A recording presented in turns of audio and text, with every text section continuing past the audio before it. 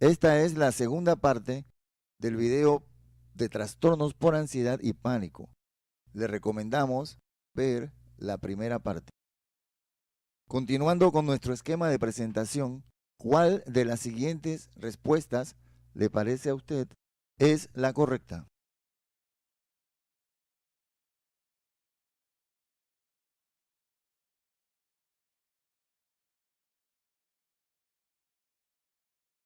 La cierta es la C. Efectivamente, el hipertiroidismo es un diagnóstico que hay que descartar en los trastornos por ansiedad. Los síntomas en el trastorno de pánico abarcan prácticamente todo el organismo. Así se pueden dar manifestaciones que parecieran corresponder a áreas específicas de funcionamiento, y de ahí que la persona con trastorno de pánico acuda a diferentes especialistas en busca de un diagnóstico. El 44% de los pacientes presentan síntomas neurológicos, dolor de cabeza en el 20% de los casos. Otras personas se quejan de mareo, es decir, que sienten que dan vueltas, o vértigo, que las cosas dan vueltas a su alrededor en el 18%. Síncope se refiere a desmayo o sensaciones de desmayo. Pseudoconvulsiones en un 9% de los casos, y parestesias se refiere al adormecimiento, sensación de que se le duermen las manos, los pies, sensaciones de corrientazos, nos dicen los pacientes, en el cuero cabelludo, o sensación de quemazón, y otras sensaciones diversas. Los síntomas cardíacos también son muy frecuentes en el trastorno de pánico. El 39% de los pacientes nos refieren síntomas como taquicardia, latidos irregulares, palpitaciones, el corazón se me quiere salir o se me quiere parar de repente, y un dolor precordial, es decir, un dolor en el pecho. Definitivamente lo primero que piensa la persona es que sufre del corazón y que le va a dar un infarto. Pero nada más alejado de la realidad. No es una enfermedad del corazón. Las personas que tienen palpitaciones, la tercera parte de las personas que tienen palpitaciones no tiene que ver con el corazón, sino con ataques de pánico, trastorno por angustia, trastorno por ansiedad generalizada y fobias específicas. Es más, el 28% de los pacientes que están siendo monitorizados con Holter están relacionados con un trastorno por ansiedad. Entre los síntomas respiratorios está una sensación de sofoco.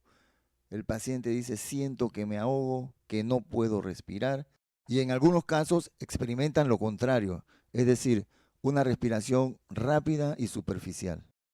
Los síntomas gastrointestinales, frecuentísimos en este paciente. Dolor en epigastrio, es decir, en la boca del estómago, hasta un 28%. Náuseas, vómitos y diarrea. Por supuesto, con una sintomatología caracterizada por síntomas gastrointestinales, el paciente se dirige inmediatamente al gastroenterólogo.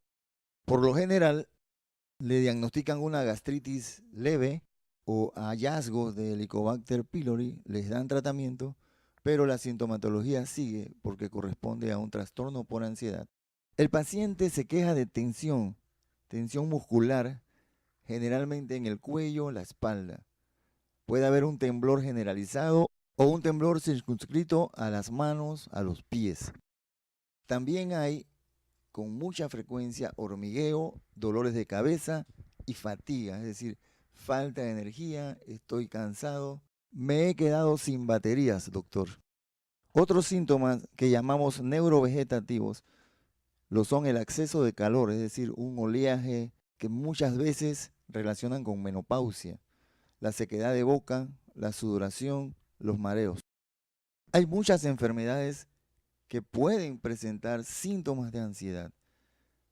El síndrome carcinoide, hipertiroidismo, prolapso de válvula mitral, las arritmias, la porfiria, todas esas enfermedades bastante raras, la epilepsia del lóbulo temporal, feocromocitoma, cuando se le baja a una persona el azúcar, las personas que usan alcohol, cafeína, marihuana, cocaína y otras enfermedades.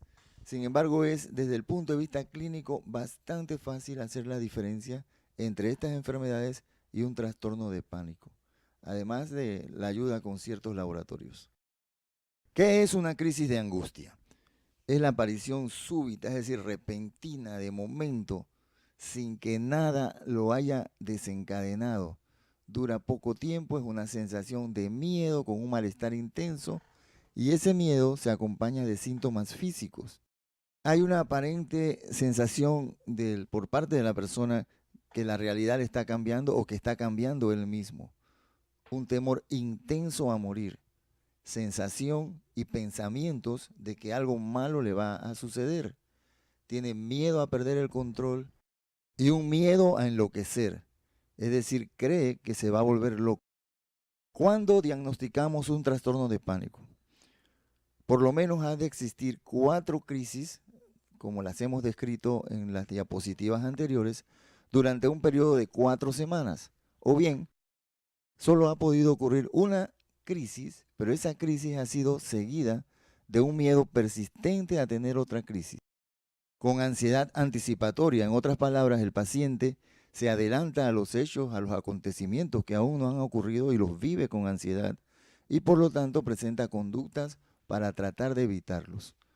Por lo menos 4 de los siguientes síntomas deben acompañar al miedo durante esa crisis. La dificultad para respirar, ahogo, mareo, sensación de inestabilidad o desmayo, pérdida de conciencia, palpitaciones, temblor, sudoración, sofocación, náuseas, síntomas gastrointestinales, escalofríos y muchos más. Se han descrito 100 síntomas que pueden estar presentes en los trastornos por ansiedad, pero solo se requieren 4. Si hay 4 de estos síntomas más el miedo que hemos descrito, ya tendríamos criterio diagnóstico para el trastorno de pánico.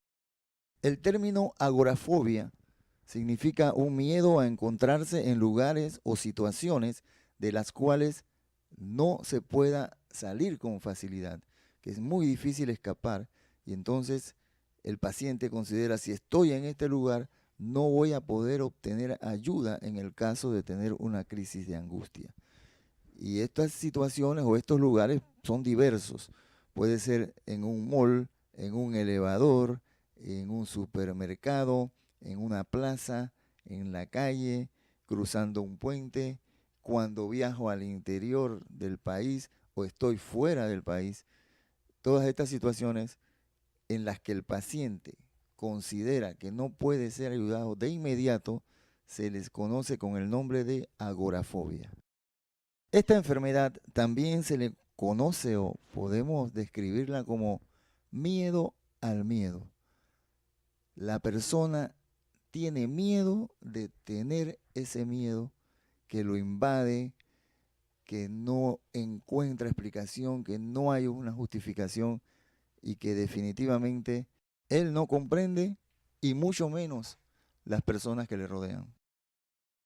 Para finalizar, realicemos una pequeña autoevaluación para saber si comprendimos la clínica del trastorno de pánico. De las siguientes, díganos usted cuál considera es cierta.